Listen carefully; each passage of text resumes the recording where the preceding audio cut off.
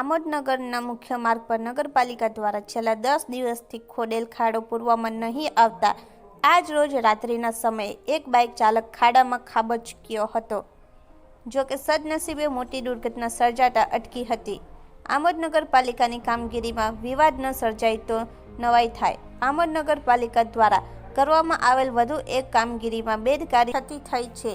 Amod Jambusar highway ઉપર બચ્ચોકા ઘરની સામે ડ્રેનેજની કામગીરી માટે નગરપાલિકા દ્વારા છેલ્લા 10 દિવસ ઉપરાંતથી ખાડો ખોદવામાં આવ્યો છે.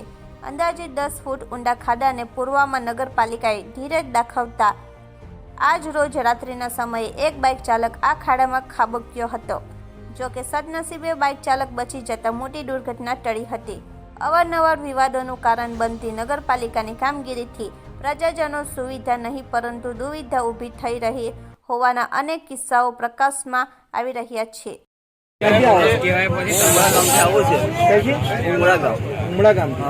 જંબુસર તાલુકા ઉમરા ગામથી આવું છે. હું જવું છે લખી ગામ મારી સાસરીમાં. આ રસ્તો ખરાબ રસ્તો છે. મારી બાઇકને મારી સાસરીમાં જતો હતો. ના ખાડો પડી ગયો છે બાઇકમાં. મારી સાસરીમાં જતો હતો બાઇક લઈને આવતો હતો ને ખાડામાં પડ્યો.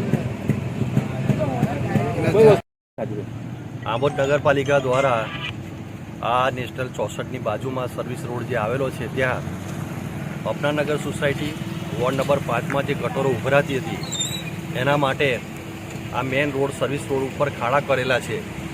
એ ખાડા આજે 10 દિવસથી કરેલા છે. હજુ હમણાં જ એક બાઇક સવાર બિચારો પોતાની બાઇક લઈને અંદર પડેલો હતો. અહીંના રહીશોએ જાણીને એમને કાઢેલા છે. આ ખાડા 10 દિવસથી ખોદેલા છે. આની બાજુની અંદર બચ્ચોકા ઘરના છોકરાઓ ભણે છે. આ બાજુ ફેઝન રજાની અંદર છોકરાઓ ભણે છે. મેઇન રોડ છે, રસ્તો છે. ખાડો ખુલ્લો છેલ્લા 10 દિવસથી રાખેલો છે. મને એવું લાગે છે કે નગરપાલિકા કંઈ રાહ જોતી હોય કે કોઈ માનવ સર્જિત કોઈ દુર્ઘટના બને અથવા તો કોઈ મૂંગા પશુ અંદર પડે તો તેને જાનહાનિ થાય એના માટે આ કોશિશ કરી રહેલા છે એવું લાગી રહેલું છે.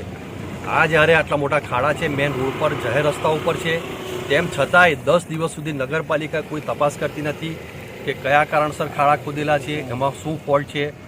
આ મેં અગાઉ કીધું તે પ્રમાણે બિન આવડતવાળા લોકો વહીવટ કરવા માટે બેઠેલા છે. આડેધડ ખાડા ખોદે છે ને આડેધડ ખાડા પૂરવામાં પણ નથી આવતા ને જોવા પણ નથી આવતા. ખરેખર બહુ દુર્ભાગ્યની વાત છે.